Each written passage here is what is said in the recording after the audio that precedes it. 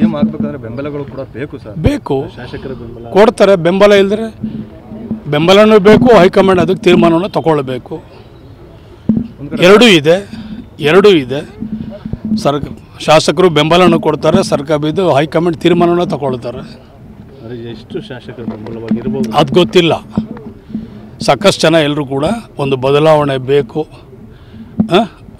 ನಾವೆಲ್ಲರೂ ಕೂಡ ಇನ್ನೂ ಹೆಚ್ಚಿನ ರೀತಿಯಲ್ಲಿ ಅಭಿವೃದ್ಧಿಯನ್ನು ಕಾಣಬೇಕು, ಪಕ್ಷ ಮತ್ತೆ ಅಧಿಕಾರಕ್ಕೆ ಬರಬೇಕಂಥೇಳಿ ಎಲ್ಲ ಶಾಸಕರೆಲ್ಲರೂ ಒಂದು ಆಸೆ ಒಂದು ತೀರ್ಮಾನಕ್ಕೆ ಬಂದಿದ್ದಾರೆ. ಆ ನಿಟ್ಟಿನಲ್ಲಿ ನಾನು ಕೂಡ ಅದರಲ್ಲಿ ಕೈ ಜೋಡಿಸಿದ್ದೀನಿ. ಕಡೆ ರಾಜಣ್ಣವರು ಸರ್ ಸಂಕ್ರಾಂತಿ ಕ್ರಾಂತಿ ಅಂತಾರೆ, ತಾವು ಇನ್ನು 2-3 ತಿಂಗಳಲ್ಲಿ ಸಿಎಂ ಆಗ್ತಾರೆ ಡಿ ಕೆ ಅಂತಾರೆ. ಮಹದೇವಪ್ಪರು ಬೇರೆ ಸಚಿವರಿಲ್ಲ, ಸಿದ್ದರಾಮಯ್ಯವರೇ ಮುಂದುವರಿತಾರೆ, 5 ವರ್ಷ ಇರ್ತಾರೆ ನೋಡಿ. ಯಾರು ಏನೇ ಹೇಳ್ಕೊಳ್ಳಿ, ಇದು ಕ್ರಾಂತಿ ಅಲ್ಲ, ಇದು ಒಂದು ಬದಲಾವಣೆ.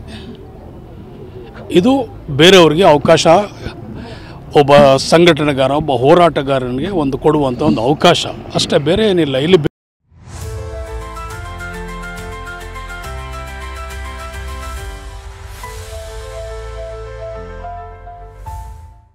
ಬೇರೆ ಪಕ್ಷ ಕಾಂಗ್ರೆಸ್ ಕೆಳಗಡೆ ಬಿದ್ದೋಗಿ BJP ಬಂದರೆ ಕ್ರಾಂತಿ ಅಂತ ಹೇಳ್ತೀವಿ, ಅಥವಾ BJP ಕೆಳಗಡೆ ಬಿದ್ದು ಕಾಂಗ್ರೆಸ್ ಅಧಿಕಾರಕ್ಕೆ ಬಂದರೆ ಕ್ರಾಂತಿ ಅಂತ ಹೇಳ್ತೀವಿ. ಇದು ಕ್ರಾಂತಿ ಅಲ್ಲ, ಒಂದು ಬದಲಾವಣೆ ಅಷ್ಟೇ. ನಮ್ಮ ಪಕ್ಷದಲ್ಲಿ ನಾವೇನೇ ಒಬ್ರಿಗೊಬ್ರು ಅನ್ಯನ್ಯವಾಗಿ ನಾವು ಅವಕಾಶ ಮಾಡಿಕೊಡುವಂಥದ್ದು, ಇದರಲ್ಲೇನು ಕ್ರಾಂತಿ ಮತ್ತೊಂದು ಏನೂ ಇಲ್ಲ ಅಂತ ನಾನಂತೂ ಅಂದ್ಕೊಂಡಿದ್ದೀನಿ. ಆ ಬದಲಾವಣೆನೇ ಡಿ ಕೆ ಅವರು ಸಿಎಂ ಆಗೋದು ಸರ್? ನಾನು ಅದನ್ನು ಹೇಳ್ತಾ ಇದ್ದೀನಿ. ನಾನು ಸುತ್ತಿ ಬಳಸಿ ಮಾತಾಡೋಣ ಅಲ್ಲ. ಡಿ ಕೆ ಶಿವಕುಮಾರ್ ಅವರು ಒಂದು ಸಲ ಈ ಸಂದರ್ಭದಲ್ಲಿ ಇನ್ನು 2.5 ವರ್ಷ ಅವರು ಸಿಎಂ ಆಗಬೇಕನ್ನೋದೇ ನಮ್ಮ ಅಭಿಲಾಷೆ, ನಮ್ಮ ಆಸೆ. ಸರಿ, ಸಿಎಂ ಆಗಬೇಕಂದ್ರೆ ಬೆಂಬಲಗಳು ಕೂಡ ಬೇಕು ಸರ್. ಬೇಕು, ಶಾಸಕರ ಬೆಂಬಲ ಕೊಡ್ತಾರೆ. ಬೆಂಬಲ ಇಲ್ಲದ್ರೆ ಬೆಂಬಲನೂ ಬೇಕು, ಹೈಕಮಾಂಡ್ ಅದಕ್ಕೆ ತೀರ್ಮಾನವನ್ನು ತಗೊಳ್ಬೇಕು. ಎರಡೂ ಇದೆ. ಶಾಸಕರು ಬೆಂಬಲನೂ ಕೊಡ್ತಾರೆ, ಸರ್ಕಾರ ಹೈಕಮಾಂಡ್ ತೀರ್ಮಾನವನ್ನು ತಗೊಳ್ತಾರೆ. ಎಷ್ಟು ಶಾಸಕರ ಬೆಂಬಲವಾಗಿರ್ಬೋದು ಅದು ಗೊತ್ತಿಲ್ಲ. ಸಾಕಷ್ಟು ಜನ ಎಲ್ಲರೂ ಕೂಡ ಒಂದು ಬದಲಾವಣೆ ಬೇಕು,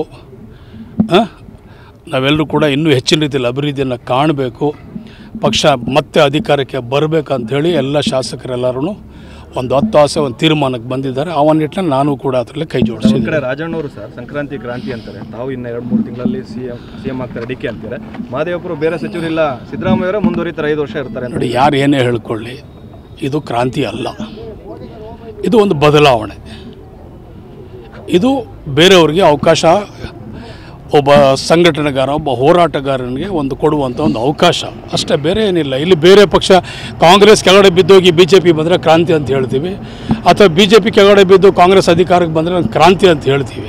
ಇದು ಕ್ರಾಂತಿ ಅಲ್ಲ, ಒಂದು ಬದಲಾವಣೆ ಅಷ್ಟೇ. ನಮ್ಮ ಪಕ್ಷದಲ್ಲಿ ನಾವೇನೇ ಒಬ್ರಿಗೊಬ್ರು ಅನ್ಯನ್ಯವಾಗಿ ನಾವು ಅವಕಾಶ ಮಾಡಿಕೊಡುವಂಥದ್ದು, ಇದರಲ್ಲೇನು ಕ್ರಾಂತಿ ಮತ್ತೊಂದು ಏನೂ ಇಲ್ಲ ಅಂತ ನಾನಂತೂ ಅಂದ್ಕೊಂಡಿದ್ದೀನಿ. ಆ ಬದಲಾವಣೆನೇ ಡಿ ಕೆ ಅವರು ಸಿಎಂ ಆಗೋದು ಸರ್? ನಾನು ಅದನ್ನು ಹೇಳ್ತಾ ಇದ್ದೀನಿ. ನಾನು ಸುತ್ತಿ ಬಳಸಿ ಮಾತಾಡೋಣ ಅಲ್ಲ.